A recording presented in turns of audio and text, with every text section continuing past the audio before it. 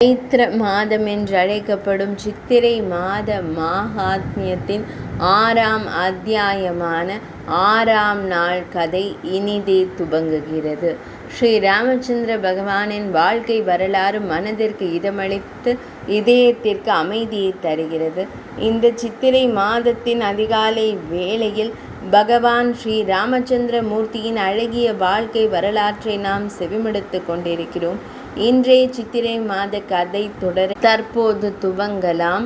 தற்பொழுது பகவான் ஸ்ரீ ராமச்சந்திர மூர்த்தியை அடிப்படையாக கொண்டு மகரிஷி வால்மீகி முனிவரால் எழுதப்பட்ட இராமாயணத்தின் ஒரு பகுதியை நாம் செவிமடுத்து கொண்டிருக்கிறோம். எனவே இந்த இதிகாசத்தில் நாம் முன்னேறி சென்று இந்த சித்திரை மாத கதை தொடரின் இன்றைய அத்தியாயத்தை செவிமடுக்கலாம். இன்றைய சித்திரை மாத கதையை துவங்கலாம். இந்த கதையின் முந்தைய பகுதியில் நாரத மாமுனிவர் மகரிஷி வால்மீகி முனிவரிடம் வந்து பகவான் ஸ்ரீராமச்சந்திர மூர்த்தியின் வாழ்க்கை வரலாற்றை சுருக்கமாக விவரித்ததை நாம் செவிமடுத்தோம். அதன் பின்னர் வால்மீகி முனிவர் நீராடுவதற்காக ஆற்றங்கரைக்கு சென்றபோது அங்கே ஒரு இணை மகா கிரௌஞ்ச பறவைகள் சுற்றி திரிந்தன. ஒரு வேடன் வந்து ஆண் கிரௌஞ்ச பறவையை கொன்றான். இதை கண்டு மனம் பதைத்த வால்மீகி முனிவரின் வாக்கிலிருந்து ஒரு சாபத்தின் வடிவில் ஒரு ஸ்லோகம் வெளிவந்தது. அது ஒரு சாதாரண ஸ்லோகம் அல்ல. அவர் அந்த விஷயத்தை குறித்து மீண்டும் மீண்டும் சிந்தித்தார். அவ்வாறு சிந்தித்து கொண்டிருக்கும் பொழுது அவர் ஆசிரமத்திற்கு திரும்பியதும் பிரம்மதேவர் அவரை சந்திக்க அங்கே வந்தார். பின்னர் பிரம்மதேவர் பகவான் ஸ்ரீராமச்சந்திர மூர்த்தியின் வாழ்க்கையினை அடிப்படையாக கொண்டு இராமாயண மகா காவியத்தை இயற்றுமாறு அவருக்கு கட்டளையிட்டார். அதன் பின்னர் மகரிஷி வால்மீகி முனிவரின் அந்த இராமாயண காவியத்தை எழுத முயற்சித்தார். இப்போது நாம் நாரத முனிவரின் வாக்கிலிருந்து அக்னி குறித்த கதையினை கேட்கலாம். அதுவே இராமாயண மகா காவியத்தின் முக்கிய கருப்பொருளான தர்மம், அர்த்தம் மற்றும் காமம் ஆகிய பலன்கள் நிறைந்த நன்மை பயக்கும் வெளிப்படையான மற்றும் இரகசியமான ராமச்சரிதமாகும். அதனை கேட்ட பின்னர் மகரிஷி வால்மீகி முனிவர் ஞானியான பகவான் ஸ்ரீராமச்சந்திர மூர்த்தி அவர் அந்த வாழ்க்கை வரலாற்றை மீண்டும் ஒரு முறை நல்ல அனுபவமாக பெற முயன்றார். அவர் குசப்புல் இருக்கையில் அமர்ந்து சடங்கு ரீதியாக ஒரு மிடறு நீரருந்திய பிறகு கரங்கள் கூப்பி உறுதியான நிலையில் நின்று தியானத்தின் மூலம் ஸ்ரீராமர் மற்றும் பிறரின் குணாதிசயங்களை ஆராயத் தொடங்கினார். ஸ்ரீ ராமபிரான், லக்ஷ்மண சுவாமி, தேவி சீத்தை, ராணியர் மற்றும் அவர்களின் மனைவிகள் உள்பட தசரத மன்னர் தொடர்பான அவர்களின் புன்னகை, பேச்சு, நடை போன்ற அனைத்து விஷயங்களையும் அவர் ஆராய்ந்தார். மகரிஷி தனது யோக நிலையில் ராஜ்யத்தை நடத்துவது போன்ற அனைத்து முயற்சிகளையும் மிக நன்றாக கண்டார். அதாவது அவர் செவிமடுத்த விஷயங்களை அறிந்திருந்தார். ஆனால் அவர் கேட்காத விஷயங்கள் கூட சமாதியில் அவருக்கு முன்னால் தோன்றத் தொடங்கின. யோகத்தை சரணடைந்த அந்த புண்ணிய மகரிஷி கடந்த காலத்தில் நிகழ்ந்த அனைத்து நிகழ்வுகளையும் தன் கரத்தில் வைத்திருந்த நெல்லிக்கனியினை போல் கண்டார். பின்னர் அனைவருக்கும் பிரியமானவரான பகவான் ஸ்ரீராமரின் முழு குணாதிசயத்தையும் சமாதியின் மூலம் யதார்த்தமான முறையில் கவனித்த பின்னர் அந்த மகா புத்திசாலியான முனிவர் வால்மீகி மகரிஷி அவை அனைத்திற்கும் ஒரு மகா காவியத்தின் வடிவத்தை கொடுக்க முயன்றார்.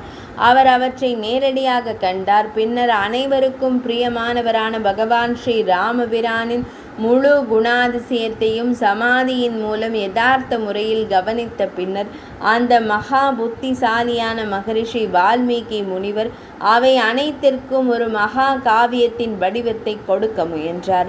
அந்த மகா காவியத்தை கவனித்த பின்னர் அந்த மகா புத்திசாலி போல சத்தியவாதம் அல்லது தசனவாதம் என்ற மற்றொரு பெயரை கொண்ட அந்த மகா காவியத்தை ஆய்வு செய்ய வைத்தார். அந்த மகா காவியம் மதுரம், துருதம், மத்தியம், விளம்பிதம் ஆகிய 3 நடைகளையும் கொண்டிருந்தாலும் ஷட்ஜ, ஆதி, கங்கரம், சுருணம், ஹஸ், ரோத்ரம், பயனக், வீர, ஆதி ஆகிய 7 ஸ்வரங்களையும் கொண்ட வீணையை வாசித்து குரலாலும் தாளத்தாலும் பாடக்கூடியதாக இருந்தாலும் படிப்பதற்கும் பாடுவதற்கும் ஏற்றதாக இருந்தது.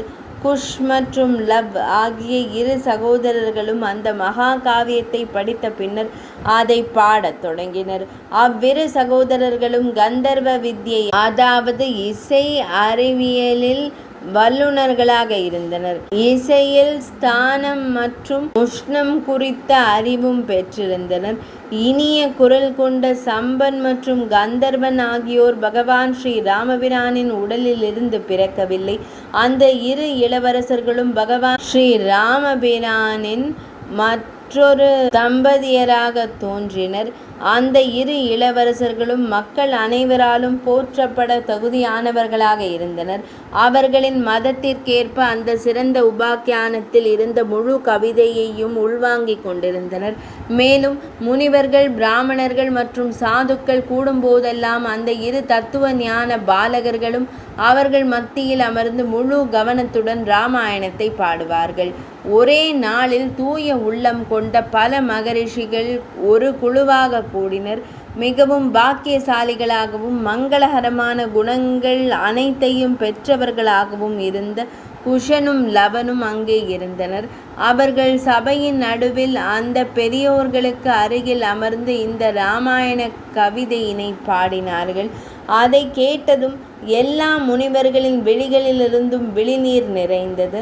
அவர்கள் திகைத்து போய் அவர்களை புகழத் தொடங்கினார்கள்.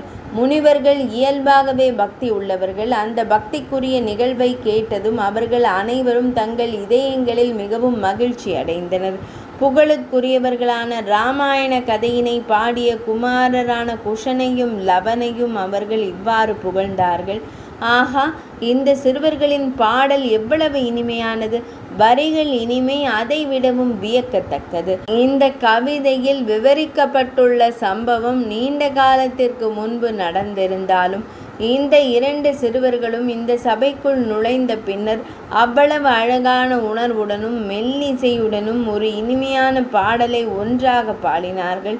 அதனால் அந்த முந்தைய நிகழ்வுகள் இப்போது கண்முன்னே நடப்பது போல தெரிகின்றன.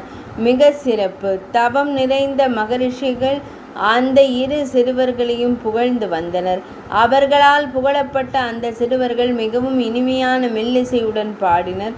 ஒருவர் கருப்பு முருக மூலிகையையும், மற்றொருவர் யாகத்திற்கான பூணலையும், ஒருவர் கமண்டலத்தையும், மற்றொரு மகாமுனி எனக்கு இடுப்பு கச்சையையும், மூன்றாம் அவர் இருக்கையையும், நான்காம் அவர் கௌபீனத்தையும் பரிசளித்தனர். வேறொருவர் மகிழ்ச்சியில் அந்த இரு சிறுவர்களுக்கும் கோடரியை வழங்கினார். ஒருவர் எனக்கு காவி உடையையும், மற்றொருவர் எனக்கு ஒரு துணியையும் பரிசளித்தனர். வேறொருவர் மகிழ்ச்சியில் சடை முடியை கட்டுவதற்கான கயிற்றையும், மற்றொருவர் சமிதியை கட்டி கொண்டு வருவதற்கான கயிற்றையும் வழங்கினார். ஒரு ரிஷி யாக இலையையும், மற்றொருவர் மர எடையையும், ஒருவர் ஆலமரத்தால் செய்யப்பட்ட கட்டிலையும் வழங்கினர். அப்போது சிலர் ஆசி வழங்கத் தொடங்கினர். மகன்களே, நீங்கள் இருவரும் பெரிதும் ஆசீர்வதிக்கப்படுவீர்களாக என்று மற்றொரு மகரிஷி மகிழ்ச்சியுடன் கூறினார். உங்கள் ஆயுள் அதிகரிக்கட்டும். இவ்வாறு அனைத்து உண்மையுள்ள முனிவர்களும் அவர்கள் இருவருக்கும் பல வகையான ஆசிகளை வழங்கினர். இந்த அற்புதமான கவிதையை விவரித்துள்ளார். பிற்கால கவிஞர்களுக்கு இது ஒரு சிறந்த அடித்தள கல்லாகும். பகவான் ஸ்ரீராமச்சந்திர மூர்த்தியின் முழுமையான குணாதிசயங்களை படிப்படியாக விவரித்து இது நிறைவு செய்யப்பட்டுள்ளது. முழு பாடலின் சிறப்பு அம்சங்கள்: இளவரசர்களே, இந்த பாடல் நீண்ட ஆயுளையும் வலிமையையும் அளித்து அனைவரின் செவிகளுக்கும் மனதிற்கு இனிமையாக இருக்கும் ஒரு இசை படைப்பாகும். நீங்கள் இருவரும் இதை அழகாக பாடியுள்ளீர்கள். இவ்வாறு அனைவரும் அவர்களை பாராட்டத் தொடங்கினர். அதன் பின்னர் லவனும் குஷனும் அயோத்திக்கு சென்று பகவான் ஸ்ரீராமச்சந்திர மூர்த்தியின் முன் இந்த இராமாயணத்தை பாடுவார்கள். சைத்திர மாதம் என்று அழைக்கப்படும் சித்திரை மாத மாஹாத்மியத்தின் 6ஆம் அத்தியாயமான 6ஆம் நாள் கதை இனிதே நிறைவடைந்தது.